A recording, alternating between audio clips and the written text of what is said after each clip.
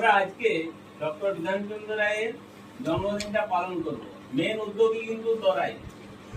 আমরা আশা আগে দেখছি যে তোরা মালা গাচ্ছিস, ফুল তুলে এনেছিস, অনেক কিছু করেছিস। তাহলে আমাদের প্রধান শিক্ষক মহাশয় ডক্টর বিধানচন্দ্র রায়ের প্রতিকৃতিতে প্রথম মালা পরাবে, ঠিক আছে? তারপরে তোরা কি করতে চাইছিস সেটা তোরা করবি। একটা মালা দে স্যারকে, একটা মালা দে স্যারকে।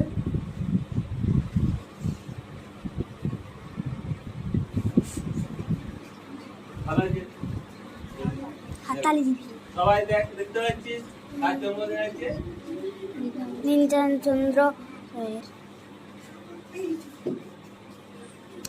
আজকে চিকিৎসক দিবস।